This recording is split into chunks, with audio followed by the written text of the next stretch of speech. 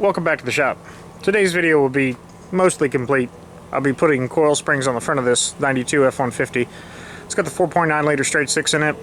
It's a 92, so the springs are pretty old in it, 30 years old.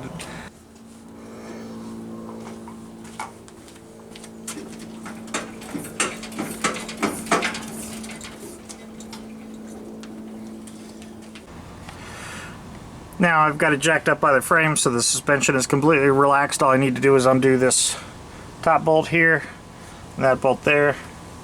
Maybe the shocks, I forget how this works. But get that disconnected. Got the top bolt undone. Now I gotta work this bottom bolt off of here. I'm using 1 1/8 inch. So you've got to remove the nut on top of the shock, and then once you lower that down, and you've got a jack underneath the I-beam, you could lower that down. But watch your toes. I've got a jack stand underneath the back. I also put the tire up underneath the front cross member, so if something fell down, it's not going to impinge and cut anything off. I haven't had anything fall, but it's because I'm very careful about stuff. You can never be too careful.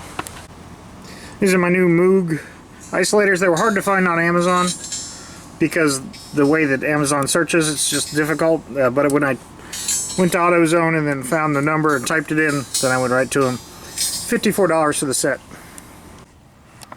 So I had these coil over teaser little shock things. I broke down and bought a set of good Monroe shocks. Apparently people are very brand loyal about shocks. I don't know anything about them. These were not the cheapest ones and not the most expensive, so I went in the middle of the road. So that was about 30 minutes.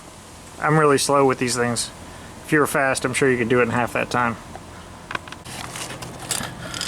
Second verse, same as the first.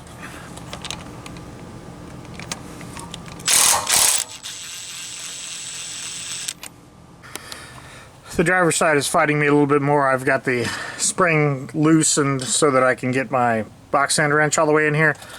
And I've got the one jack stand in the back holding it up, and then another jack holding the front end up. I just want to stay away from this thing. It's steady on here, but you know, you never can tell what's going to happen, so you want to stay out from underneath these things.